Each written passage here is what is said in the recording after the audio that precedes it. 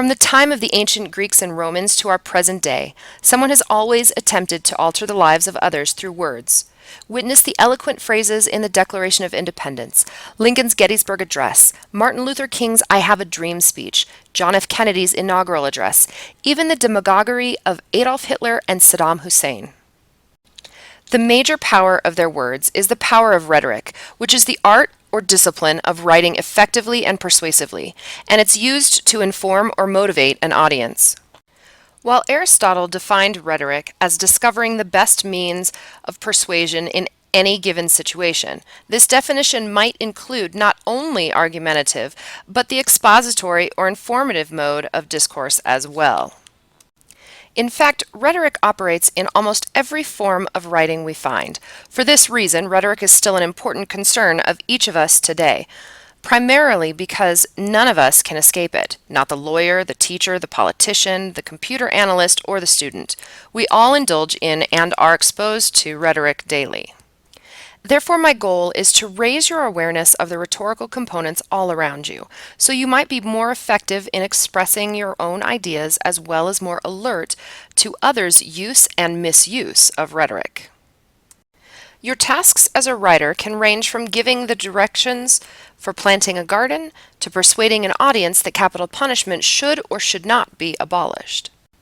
Now, whether you choose to use the expository or persuasive method, you should understand and be able to use certain rhetorical elements in order to make your ideas more convincing or persuasive. These elements include the writer's purpose, audience, voice, and the situation. While all four elements play a role in every composition, they do not always have equal roles. For example, audience would obviously assume a greater place in process analysis and persuasive essays than in a comparison and contrast essay, and voice might play a minimal role in definition and a major role in narration and description. Nevertheless, each principle must be present for you to achieve your goal of communicating your ideas. However varying their presence in an essay, all four elements must be included. Now let's take a closer look at each area beginning with purpose. Writing always has a purpose. Every writer must have a reason for writing, and that reason or purpose determines which of the other three elements of rhetoric will be emphasized. The general purpose of various writing methods is to know what we think and how best to communicate those thoughts. Therefore, we must always determine what particular message we want to convey and what method would likely be most effective. Do we wish simply to report or inform, to explain, or to persuade? During high school and afterwards, you might be required to report on a given project or to inform your audience as to the progress of a project. You might be expected to explain to a coworker the step-by-step procedure for seeking advancement in the company, or to persuade your supervisor that your ideas warrant attention over the proposal of your coworker. Whichever rhetorical mode you select to write your essay, it must have a purpose, and the purpose must be clearly evident to the reader. The rhetorical purpose is sometimes determined by the specific assignment. If a topic is assigned, your task of deciding on a purpose may already have been done for you. However, often you will have to determine the purpose yourself. If it cannot be discovered immediately, the purpose can emerge from your preliminary brainstorming of the assigned general topic and from the early stages of organizing your random thought. Until a purpose is clearly in your mind, though, it is best not to begin writing the essay, else you will likely waste time and effort. Time spent in determining your purpose is far better used than time spent in wandering from point to point without direction. Knowing your purpose helps you sharpen your focus. Be certain, too, that your goals are reasonable and that you can manage what you tell your audience in your statement of purpose or your thesis.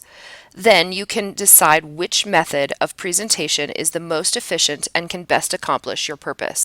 Let's take a look at audience.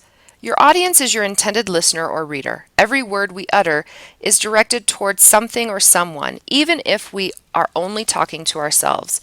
When we speak to someone, we have the advantage of immediate feedback. We see the reaction and are able to determine whether or not the audience understands. When speaking, we can adjust our voice, gestures, or language to accommodate our listener, thus increasing our chance of being understood. In writing, however, the advantages of instant feedback and subsequent adjustments are not available to us. So we must be more aware of who our audience is and what he or she knows. If we want to achieve an intended effect or purpose, we must be able to make certain assumptions about our audience. In adapting your ideas to meet your particular audience, you must bear in mind the interests and values of those you want to reach. Estimate what their backgrounds are, their education, age, sex, political and religious inclinations, and experiences. What can they expect to gain by reading your ideas? These concerns help you establish which approach to use in presenting your ideas and what to stress or to omit in your essay. Identifying the audience will assist you in anticipating questions and in being prepared to address those questions in your essay. Students are correct in assuming their audience is their teacher, but most teachers will want you to specify a variety of audiences, real or imagined, in order to sharpen your rhetorical skills to meet the demands of different situations. This task is not always easy. Addressing a variety of audiences in a variety of essays places restraints on students, but these situations more than likely reflect the situations you may encounter in life. You will always be confronted with different audiences, different situations, and different subjects. It is best then to keep in mind that you will likely have more than one audience for your essay, your teacher, and some other designated audience. This dual audience requires you to adapt to each one's needs and expectations, just as a newspaper reporter must write a news item with his editor as well as the general reading public in mind. Knowing your audience and writing to them does not mean you have to sacrifice your own beliefs in order to accommodate those of your audience. You must not feel you have to choose between your integrity and reader appeal. If you are skillful in the use of rhetoric, you can maintain an honest and authentic voice and at the same time still be a successful strategist. Having defined your audience, you must now determine the role that you want to assume with your audience. This stance or voice that you must assume is much like the different masks you prepare daily. You present yourself one way when attending class, and you present yourself quite differently when you are on a date or visiting your family. While these masks are different, your identity is still the same. Each role is sincere, but each allows you the flexibility to select the appropriate demeanor and words for a specific occasion and audience. This role-playing is similar to the role you assume in presenting your ideas in your essay to a given audience. Consider how you would express yourself in a personal letter to a friend as compared to how you would express yourself in a letter of application for scholarship funds. Authenticity and sincerity are imperative. They guide the voice in its attempt to demonstrate you are serious about your subject and respectful of your audience. Be genuine in whatever voice you assume. You can be sympathetic, neutral, angry, or humorous, but most of all be yourself. What you say and how you say it are determined by your purpose, audience, and subject matter. The fourth element of the rhetorical process is the situation.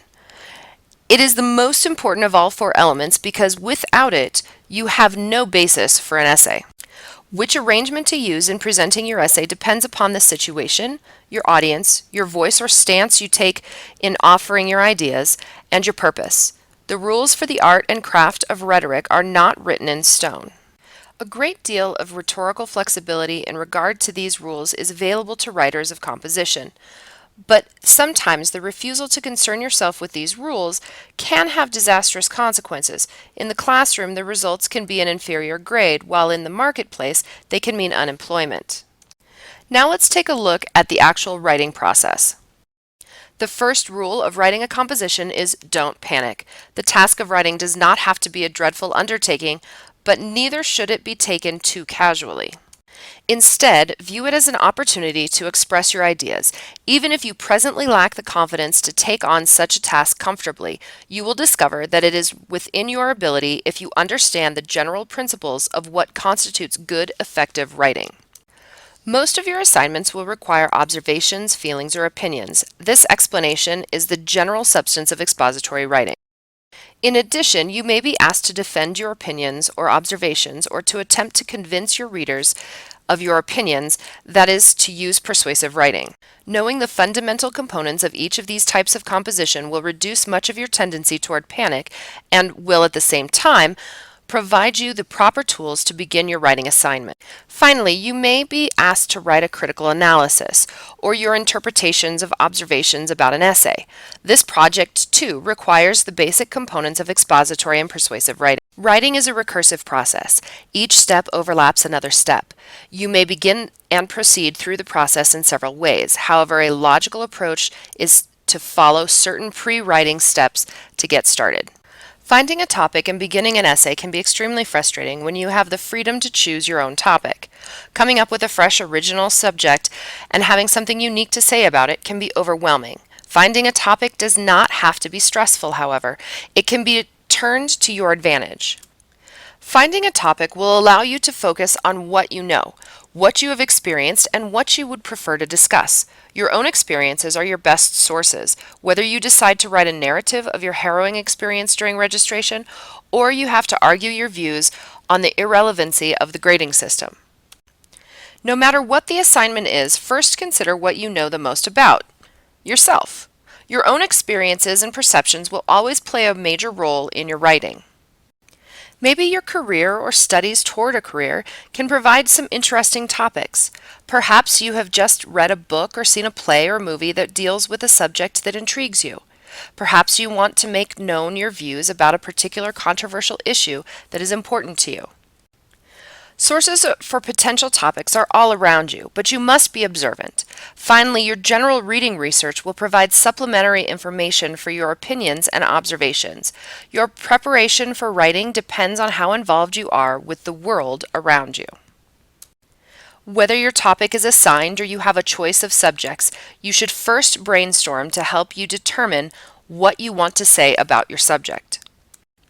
First, select a topic you find interesting or one with which you are most familiar. If you are undecided as to what to write about, brainstorm 2 or 3 possible topics and then see which subject generates the most ideas. One advantage of brainstorming is that it is graphic. It reveals to you the topic about which you know the most. Once you have settled upon a topic and a general approach, determine for whom you will be writing your essay, your audience. This decision is crucial before you brainstorm further because it will determine what to include in and exclude from your discussion. An essay about the benefits of attending college that is to be read by a college professor will include quite different information than would this same essay aimed at an audience of graduating high school seniors. Be aware of your audience. It determines your approach. Finally, clarify your purpose. Ask yourself, what do I want to accomplish? What do I want my audience to do or to understand? Purpose is largely dependent upon audience. If you are discussing the advantages of attending college for an instructor, chances are your purpose is to inform. But if the essay will be read by a high school senior, your purpose is probably to persuade. Without knowing your purposes before you organize your ideas, you risk misdirection and increased frustration, not to mention the loss of precious time and energy. Once you have gone through this initial exercise, begin brainstorming. Brainstorm alone or with others and write down as quickly as you can any random fragments, words, or sentences that relate even remotely to your subject. Do not pause to consider the relevance of any item that surfaces, its spelling, grammar, or level of importance. That step will come later. Anything jotted down at this stage is relevant and valid, and even though you might ultimately reject some ideas, they might possibly generate other usable thoughts. For example, in class, we're going to do a brainstorming activity on the topic of the qualities of a good teacher. And it's been determined that the audience will be a group of peers. The occasion will be for a teacher's award ceremony, and the purpose will be to inform them of what you believe constitutes excellence in teaching. Once our brainstorming session has been exhausted, we'll group together the items that share some common characteristic. After we form those tentative groups, anything that's left that doesn't fit into those groups will be eliminated. Now, the groups and the details that remain should help shape an approach that will eventually become the focus of our thesis. Once the information is grouped, we might find that we have more information than we can write about in a typical essay. This is where narrowing helps. So choose the category or group with the majority of the brainstorming. At this point in the writing process, you have a specific subject, an audience, a purpose, and a general idea of what you want to discuss. The next step is to construct a statement that will incorporate your primary ideas into a workable thesis. Stay tuned for our next video where we tackle the evil thesis and his sidekick, the outline.